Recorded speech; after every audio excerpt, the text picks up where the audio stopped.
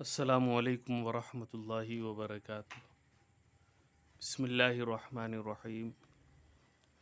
عید الاضحیٰ کی مصروفیت کے سبب ہم 27 جون کے بعد آپ کی خدمت میں پوسٹ شیئر نہیں کر سکے تھے، جس کا آغاز ہم نے حضور صلی اللہ علیہ وسلم کی حیا اور سیرت کی پاکیزگی کے عنوان سے شیئر کیا تھا۔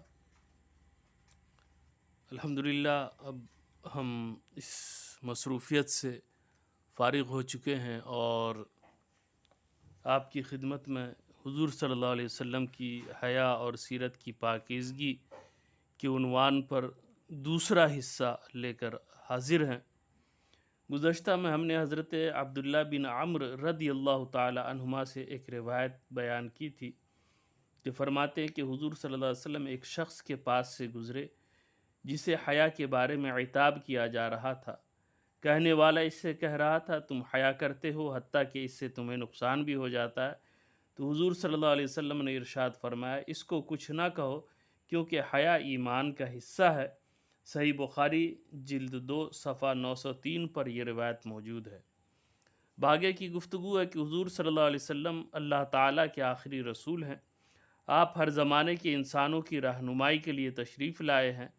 آپ کا قول و عمل رہتی دنیا تک ہر انسان کے لیے محبت ہے، حجت ہے۔ اسی لیے اللہ تعالیٰ نے آپ کی تعریف خود فرمائی ہے اور حضور صلی اللہ علیہ وسلم کی ذات مقدسہ کو ہر قسم کے انسانی عیوب سے پاک رکھا ہے۔ اللہ تعالیٰ نے حضور صلی اللہ علیہ وسلم کو بعثت سے پہلے بھی اور بعثت کے بعد بھی ہر قسم کی اخلاقی خامیوں سے محفوظ رکھا۔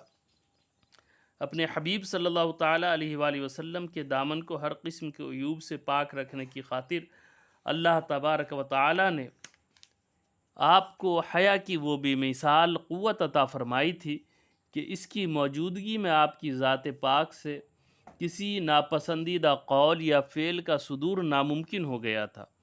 حضور صلی اللہ علیہ وسلم کا بچپن اور لڑکپن مکہ کی سرزمین پر اس دور میں گزرا جب شہر مکہ میں جہالت اپنے عروج پر تھی، اخلاقیات کا جنازہ نکل چکا تھا اور انسانیت دم توڑ چکی تھی۔ اس دور کی مکی زندگی میں رہ کر بھی حضور پاک صلی اللہ علیہ وسلم کا دامن ہر اخلاقی عیب سے پاک رہا۔ اس دور میں حضور صلی اللہ علیہ وسلم کی متاع حیا کی حفاظت اللہ تعالیٰ نے اپنی قدرت کاملہ سے کس طرح فرمائی، جس کا ایک واقعہ آپ کی خدمت میں پیش ہے۔ حضرت جابر بن عبداللہ رضی اللہ تعالی عنہما سے مروی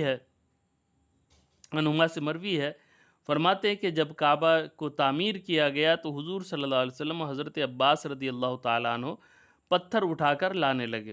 حضرت عباس رضی اللہ تعالی عنہ نے حضور صلی اللہ علیہ وسلم سے ارشاد فرمایا، اپنی چادر یعنی ازار اپنے کندھوں پر ڈال لو۔ حضور صلی اللہ علیہ وسلم نے ایسا کیا تو آپ زمین پر گر گئے اور حضور صلی اللہ علیہ وسلم کی نگاہیں آسمان کی طرف اٹھ گئیں۔ آپ نے حضرت عباس رضی اللہ تعالیٰ عنہ سے فرمایا، مجھے میری چادر پکڑاؤ، پھر انہوں نے آپ کو چادر پہنا دی۔ صحیح بخاری جلد 1 215 پر یہ روایت موجود ہے۔ حضرت جابر رضی اللہ تعالیٰ عنہ کی یہ حدیث مسلم شریف میں بھی موجود ہے۔ وہاں ان الفاظ کا اضافہ بھی ہے، فما روی بعد ذلک اليوم عریانا، کہ حضور صلی اللہ علیہ وسلم کو اس دن کے بعد کبھی عریاں نہیں دیکھا گیا۔ صحیح مسلم جلد 1 صفحہ 154 پر یہ روایت موجود ہے۔ ہم جب حضور صلی اللہ علیہ وسلم کی حیات طیبہ کا بغور مطالعہ کرتے ہیں تو ہمیں حضور صلی اللہ علیہ وسلم کے اقوال و افعال میں کسی ایسی چیز کا سراغ نہیں ملتا جس سے جبین حیا پر پسینے کے قطرے نمودار ہوں۔ قوت حیا نے حضور صلی اللہ علیہ وسلم کی سیرت طیبہ کو اتنی پاکیزگی عطا کر دی ہے کہ قربان ہونے کو جی چاہتا ہے۔ حضور صلی اللہ علیہ وسلم کی سیرت طیبہ میں کوئی ایسی چیز تلاش کرنا ممکن ہی نہیں جسے انسانی عیوب میں شمار کیا جا سکے۔ آپ خدا سے حیا کرتے ہیں، اسی لیے آپ کی ذات سے کسی ایسے کام کا صدور نہیں ہوتا جو بارگاہ خداوندی میں ناپسندیدہ ہو۔ آپ خدا کے بندوں سے بھی حیا کرتے ہیں، اس لیے آپ نہ کوئی ایسا کام کرتے ہیں نہ کوئی ایسی بات کہتے ہیں جو کسی خدا کے بندے کو ناگوار گزرے۔ آپ کی حیا کی اسی قوت اور آپ صلی اللہ علیہ وسلم کی سیرت کی اسی پاکیزگی کو دیکھتے ہوئے صحابہ کرام رضوان اللہ علیہم اجمعین نے حضور صلی اللہ علیہ وسلم کے متعلق ان تاثرات کا اظہار کیا ہے کہ کہ حضرت ابو سعید خدری رضی اللہ تعالیٰ عنہ سے مروی ہے، فرماتے ہیں کہ حضور صلی اللہ علیہ وسلم اس کنواری لڑکی سے بھی زیادہ حیادار تھے جو اپنی پردہ گاہ میں ہوتی ہے۔ جب حضور صلی اللہ علیہ وسلم کی نظر کسی ناپسندیدہ چیز پر پڑتی تھی تو ناپسندیدگی کے آثار ہمیں آپ کے چہرے مبارکہ پر نظر آتے تھے۔ صحیح بخاری جلد 2 صفحہ 901 پر یہ روایت موجود ہے۔ اسی طرح حضرت عبداللہ بن عمر رضی اللہ تعالیٰ عنہما سے مروی ہے، فرماتے ہیں حضور صلی اللہ علیہ وسلم نے نہ تو بدخو تھے اور نہ بد کلام۔ آپ فرمایا کرتے تھے تم میں سے سب سے بہتر وہ ہیں جن کے اخلاق سب سے اچھے ہوں۔ صحیح بخاری جلد 1 صفحہ 503 پر یہ روایت موجود ہے۔